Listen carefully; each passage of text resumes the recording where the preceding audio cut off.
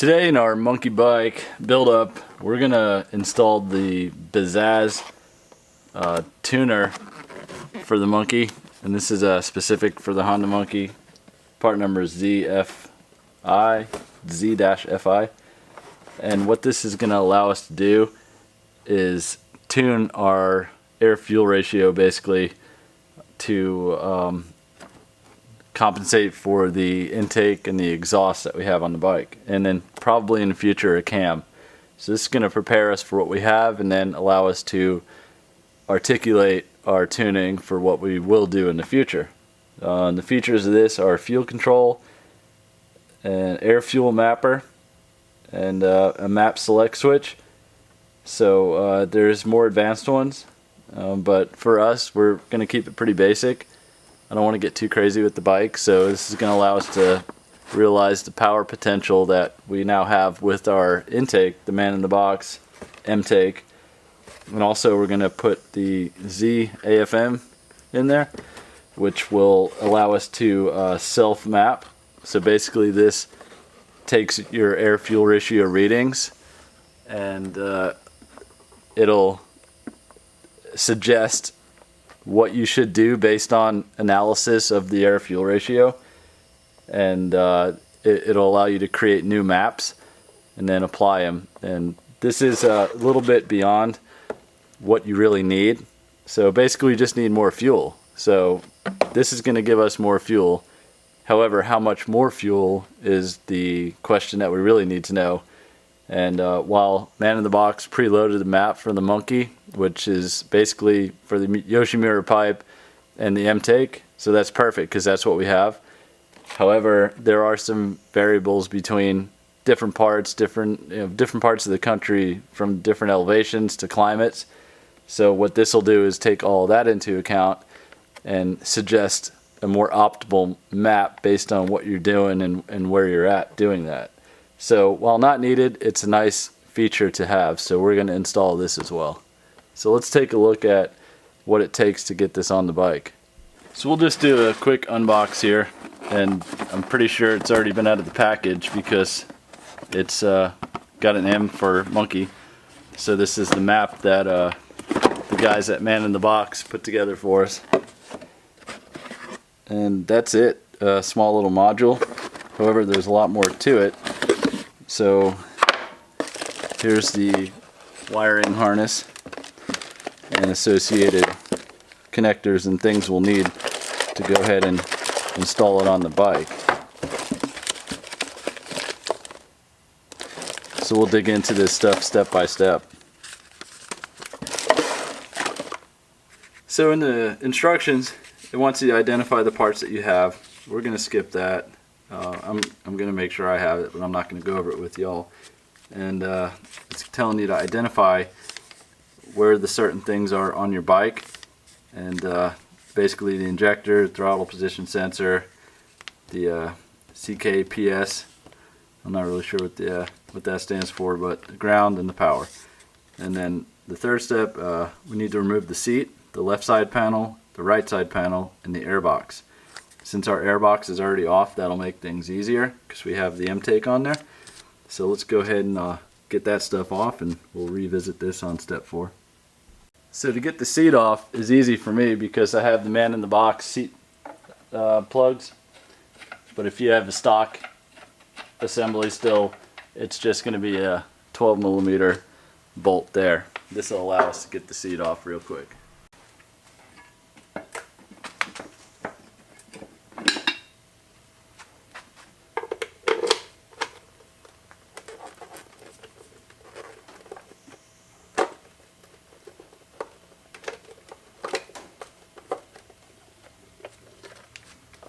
So it says remove the right side panel.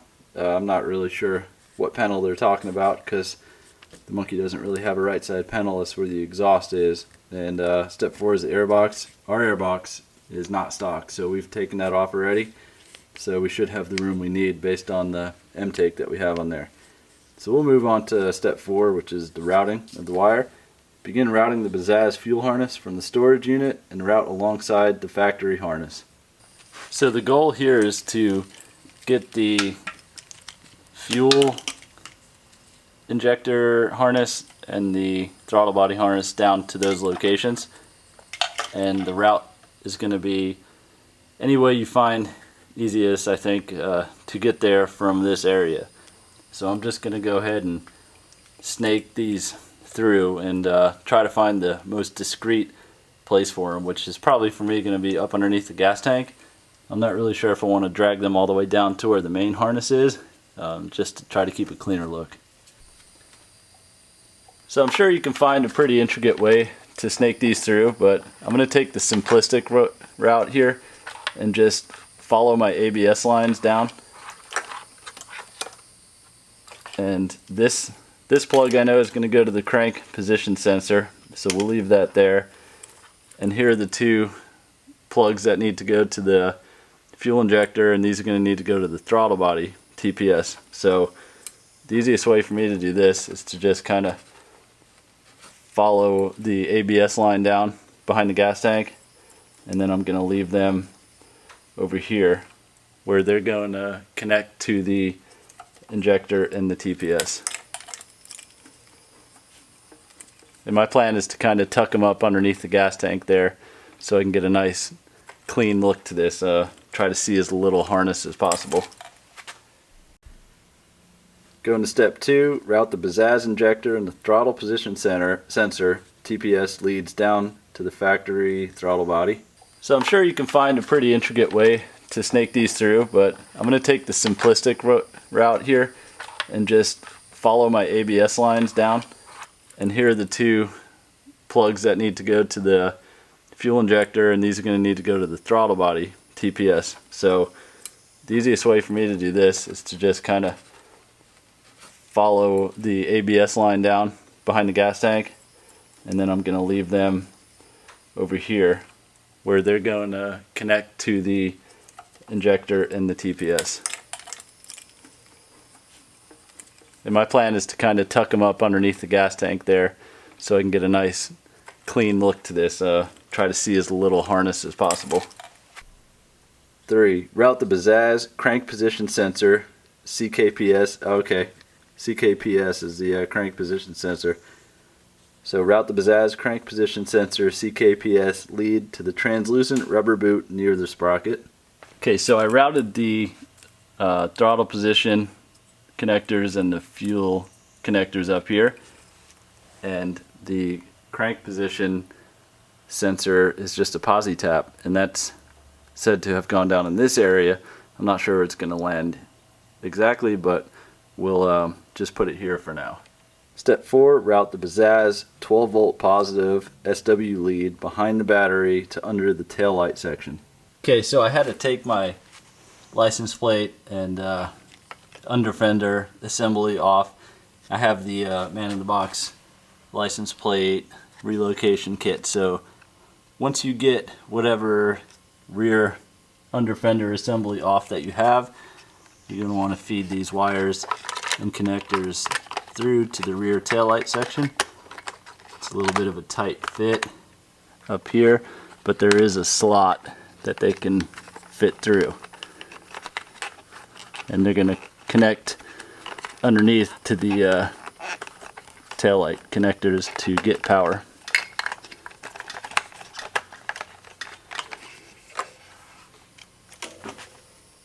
So step 4 is continued for the routing. Route the remaining lead towards the battery negative terminal. Let the fuel harness hang in position. We already got our fuel harness up there, so we'll just route the remaining leads towards the battery negative terminal. Step 5, we're going to start connecting the harnesses to the connectors. The first one is to locate the factory black translucent 3-pin taillight connectors under the tail section in the tail section of the bike. So underneath the tail light, you're just going to want to disconnect the connector here. It's self-explanatory. The connectors only go in one way. Next step is the ground. Locate the negative terminal on the battery. Remove the factory bolt. Connect the Bazzaz ground lug with the negative terminal. Do not tighten the factory bolt yet, as O2 stabilizer ground has to be installed later in step 9. Reinstall the factory bolt. 7. Connect the crank position sensor. Locate the factory translucent rubber boot, which can be found above the front sprocket cover on the left side of the bike. Begin to push the rubber boot up, revealing several connectors. Locate the factory crank position sensor wire, which is a blue-yellow wire. Separate the blue and yellow wire of the factory sensor away from the other wires. Use the provided posi tap to connect the wire. Refer to instructions on how to use posi taps. Here we see the Bazzaz connector coming in to the posi tap onto the blue and yellow wire, and that's in this clear sort of boot that holds several connectors. Okay, so to connect the crank position sensor terminal, they have a posi tap here. So we're basically just gonna take this posi tap, go over the blue wire with yellow stripe, and it has a factory connector here. So I'm just gonna grab it behind that connector, because that harness wire isn't the longest one, and I went through the top of that boot just to make sure I had adequate room on the wire in length to get through here. So we just tap into that blue wire with the yellow stripe, and then I'm going to pull this boot back over the whole bundle, and this is all hidden by the side cover anyways, so it's not going to be really seen from the outside. But I just wanted to make sure that it's underneath the protection of this cover and protected, just in case, you know, water spray or something gets up in there, because that's not insulated. But at the end of the day, I don't think you're gonna get too much heavy water up in this area anyways. So that's the crank position sensor part of the harness right there. Step 7, connect continued throttle position sensor. Locate the factory black 3-pin TPS connector located on the left side of the throttle body. Disconnect the factory TPS connector from the sensor. Install the Bazzaz TPS connectors in line. So basically you're just taking the factory connectors, and the Bazzaz is going to intercept that connector.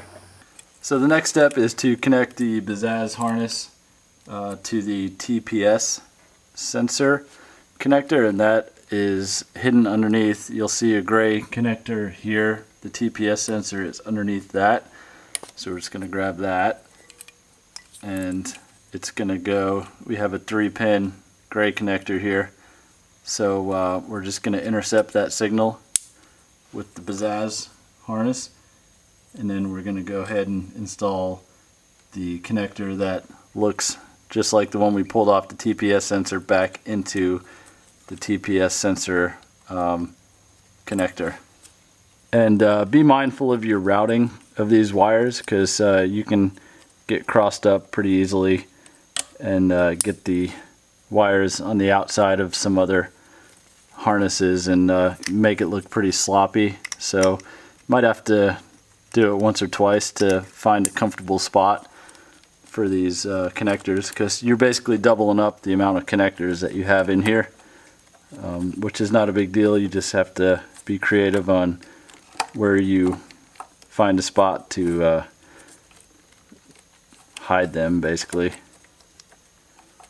So I'll mess around with it and get them where I want them, and then I think the last step is to fasten all these wires down, so don't really worry about it right now. Step 8, the injector.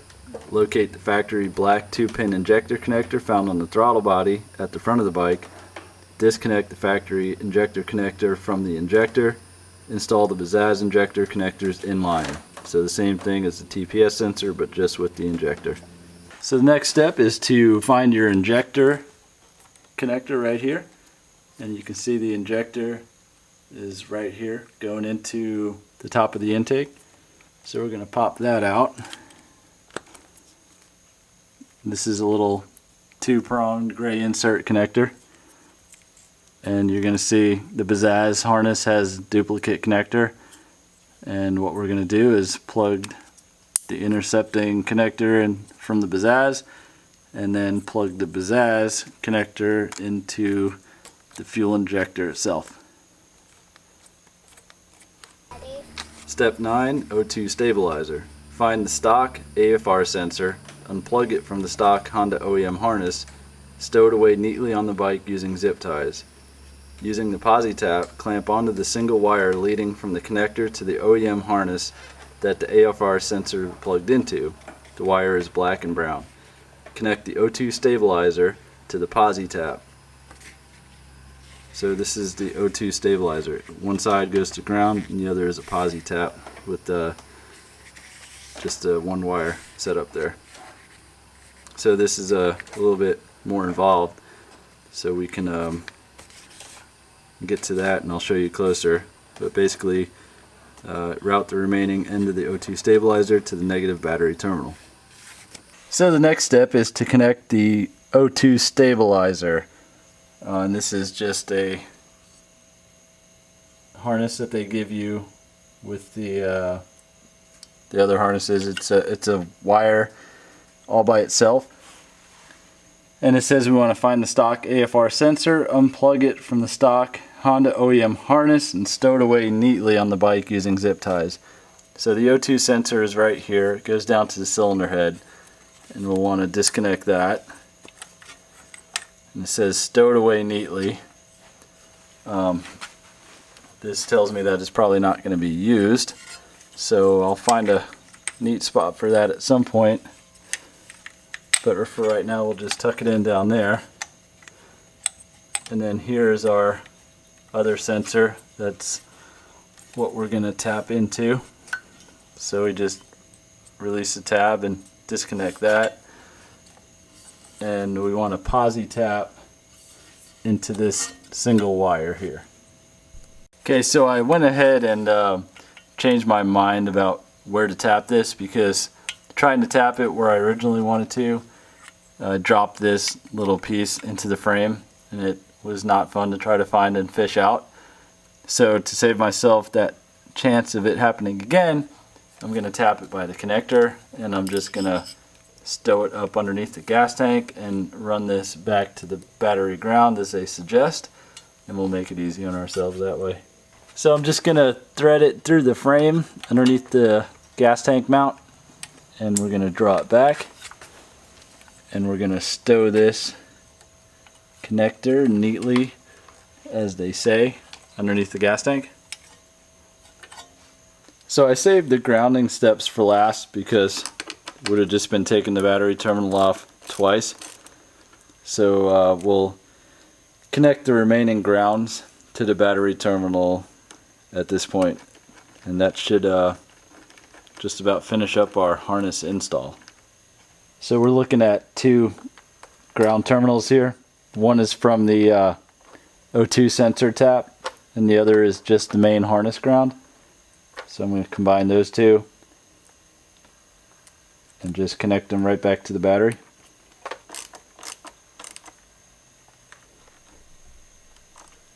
And step 10 is to secure, using the supplied cable ties to secure the harness neatly along the routing path.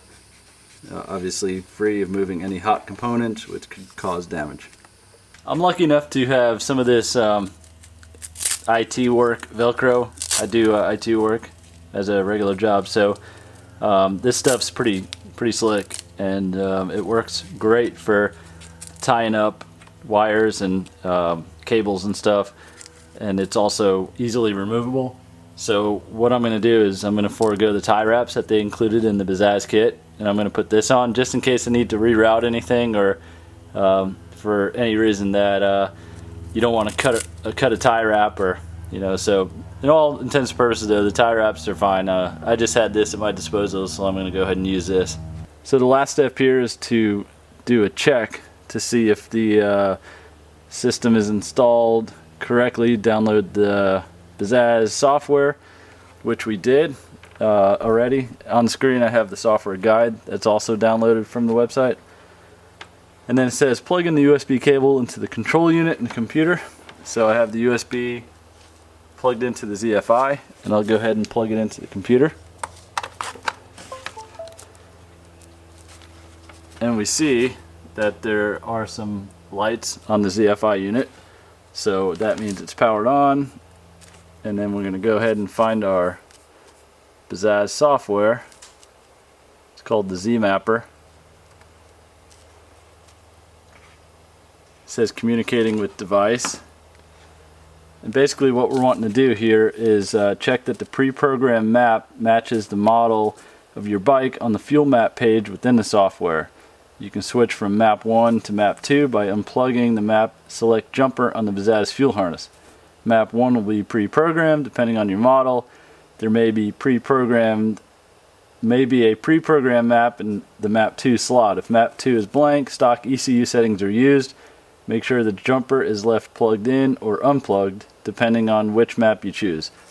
So with that, we're going to go ahead and select the fuel map page, which we see it's already on, and there is a fuel table up here, and it looks like it's already programmed. So on the comment on the bottom here, it says 2018 to 2019 FS enhanced map. I'm going to go ahead and trust that Man in the Box pre-programmed this for me, and this is where we're at. So basically we checked and there is a map in there. We're going to trust that it's the map that they loaded. I gotta imagine if you buy one without a preloaded map, you just go to the Bazzaz website and download yourself a map. However, our next step with this unit is to install the AFM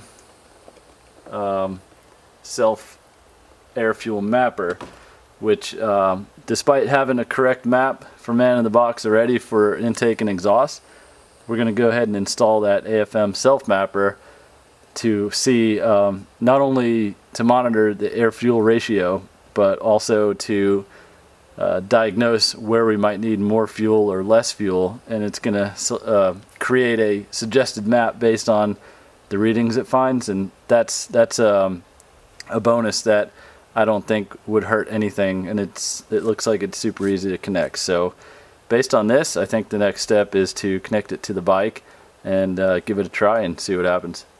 Okay, in this step we're just going to mount the Z-FI module into its connector. And the instructions say to mount it and find a good spot and Velcro it in. On my ABS model, there's a perfectly sized slot right down here behind the ABS module. So I'm going to go ahead and slide it in there. And it'll even tuck underneath the bracket for the battery. And I spot checked this with the seat. The seat will go over this and it will not hit the connectors, so I think this is a good safe spot. And I'm going to go ahead and tuck everything in for now, and I'm going to revisit it and Velcro it and zip tie it in as the instructions say after I know that it's working like it should, because I always worry about buttoning everything up and having it not work after it and then having to cut all those zip ties away and figure something out. But while I don't think that's going to be the case here, that's just my OCD kicking in. So this is how we're going to leave it, and then the next step is to check the software on it. However, I know Man in the Box loaded their map onto it, and I can tell that by this jumper here, which means it's set to map 1. If there's no jumper in, that'll be map 2. And map 2, from what I read, is the default map, which will be stock tuning. So that's a nice little feature. If you ever want to set it back to stock tuning for whatever reason, you can do that very easily by taking the jumper out. So install is complete at this point. So what we're going to do after here is just to fine tuning and check it out on the software, make sure that there's a map loaded, and from there we're going to start it up and make sure everything's okay. And then what I'm going to do is after I know everything's working, I'm going to go ahead with the AFM install after that. Alright, so we're going to go ahead and start it up here and make sure that everything works, and from there we'll probably take it on a little test ride and make sure everything's okay, and also secure the harness and all the connectors that we just installed.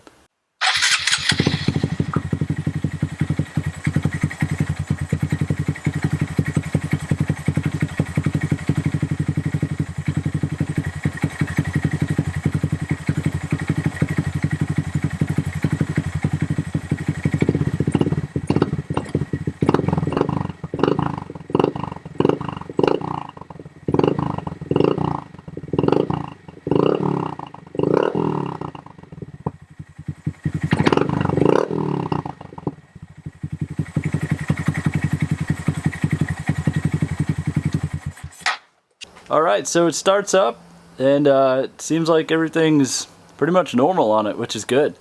So we're gonna probably button it up and take it for a ride and see what happens. Also, we're gonna install the AFM, so that's gonna be in another video. So let's go from here and see what happens.